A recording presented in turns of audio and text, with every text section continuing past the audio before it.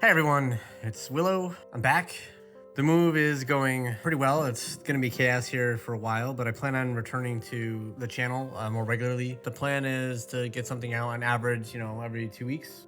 Sometimes it'll be faster, probably like a week, and sometimes it might be longer, but on average, 2 videos a month or so. So anyways, I promised some answers. I had fun reviewing the channel. It's nice to give a little update like this. This helps me get back, into things and test recording at the new place. So my thoughts on homeschooling, especially for autistic kids, I would say that I'm a big fan of homeschooling in general. There's definitely a lot of issues with the current education system. And to be clear, I think public education is really important. Just that a lot of issues in school are cultural, systemic issues that we have in general. And so schools obviously are not going to be immune to that. So any problems we have at large are going to be also in schools. And so that being said, if someone's neurodivergent, then I do think that school can be a bit harder. Ideally, with a diagnosis, you'll get some supports and things, but unfortunately, that doesn't normally go very smoothly. It tends to be a battle. It means that there's probably gonna be a lot of bullying, and I don't know. It's complicated. I think kids learn a lot better in different types of environments. A lot of decisions are made in public schools due to how few teachers you have to students, right? So there's a lot of things that they're not really the best way to learn, but they have to make a lot of sacrifices to try to control the classroom. And to be clear, I don't think anyone should feel bad for using the public education system. Like I said, I think it's very important for a reason. Not everyone has the time or means to do that. There's a lot of variables and everyone's situation is going to be unique. So I don't think there's generally a completely right or wrong answer. But, in general, yeah, I think that neurodivergent kids are going to have a pretty rough time in school. So if they can learn elsewhere, that's probably good. I do think it's worth pointing out that the time that it would take to learn the same amount of thing you learn in school actually doesn't take that much time, considerably less. You can learn all of the math for 1 year in a very short period of time. Because again, when you're going to school, you have to kind of do all the subjects at the same time at a slow pace, and you're in a class with 30 other kids, and it's structured in the way it is for lots of other reasons. So I think some parents might think that if you homeschool, you're gonna spend, 6-8 hours a day, and that's just not the case. Obviously, the biggest issue for many people will just be, can you even be home? If you don't have a way for someone to watch your kids and you have to go to work or something, that alone is going to be a huge factor.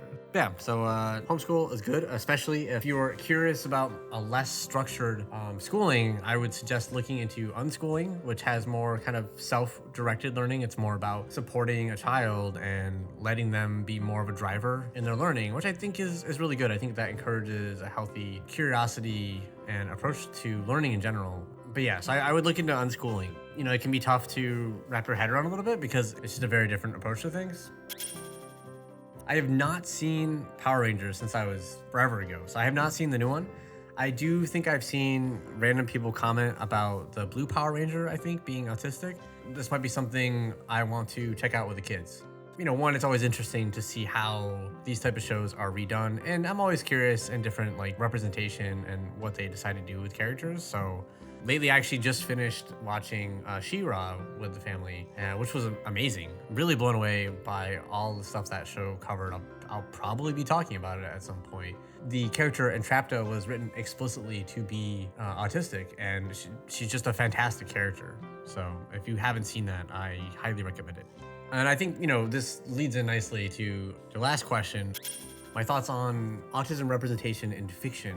So that's pretty broad, so I'm not sure if I'm gonna answer your question exactly what you had in mind. But in general, I'd say that most representation is unfortunately pretty bad. I actually think some of the best representation sometimes is stuff that's not intentional, like headcanon, where, the fans have decided, oh, I really connect with this character, so we all think they're autistic, even though they weren't written to be autistic. And I think that happens a lot because when the show writers are not planning, or books or whoever, when they're not planning on making an autistic character, there's no temptation to lean into a lot of the tropes or misunderstandings about autism. They're just a character. And I think that's a big part of representation. The character should feel like just an average person. They're going to have struggles and things, and their experience will be affected by their differences. But it shouldn't all be about that. And most shows, unfortunately, really lean into, oh, look at what the autism is doing. Look at how they're struggling socially. And, it's not that it's bad to show some of this, but, I get a little tired of seeing here's the socially awkward, really smart guy thing,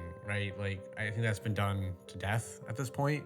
It's obviously not bad if you like a character or connect with it. I certainly, heck, I like some of those characters. But I also get tired of the general trend that seems to be mostly all we see. My loop video was about that, right? Like, that was really refreshing to see a different type of representation. Actually, related to why most representation is difficult to watch, Lex did a video on how most minority representation is kind of misery porn. And I think this actually sums up really well, like, almost all of the problems with bad representation. You can get into more detail about like specific forms of what's done poorly, but almost all of it does really boil down to what they talk about in this video. So I'm gonna link that down below if you're interested, as well as, the loop video in case you haven't seen that.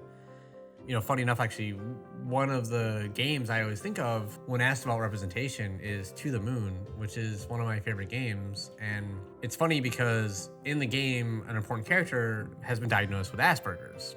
This term, it has some issues now, but the game's a bit older. Before, we found out that he was a Nazi.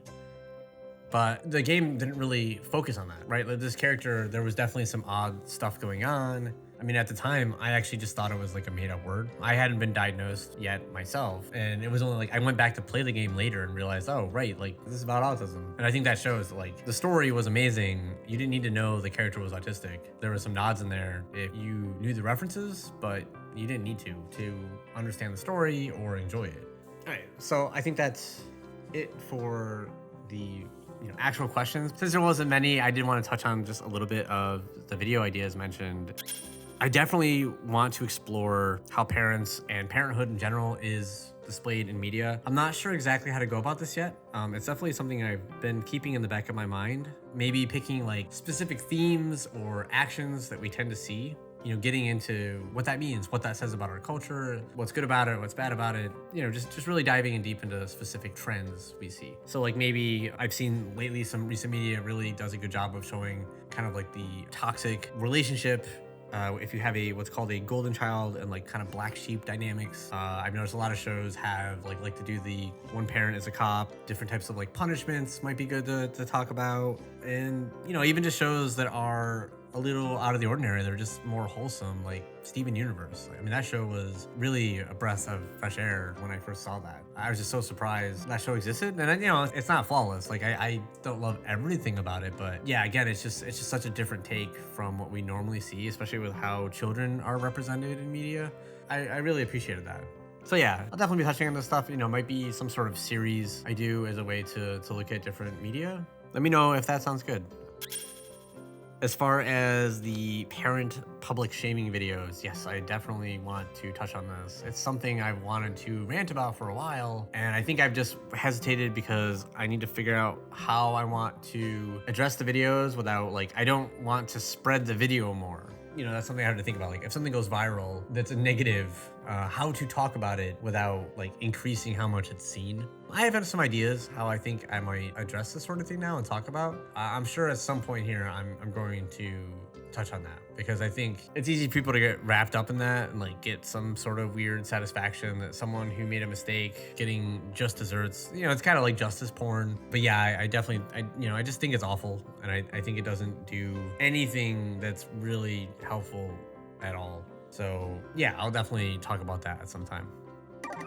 So anyway, thanks so much again to everyone who has subscribed. Hearing what it's meant to some people really means a lot. The fact that, my Spider-Verse video connected so much that, I helped them maybe talk to a parent. That's a huge thing to hear, and that means so much to share that with me. Like, so thank you for letting me know that. Thank you to everyone who has checked out my stuff. I'm looking forward to doing more. I'm have some plans in the work, like I said, for some collaboration with some other great people. And just in general, I plan on trying to get stuff out more often.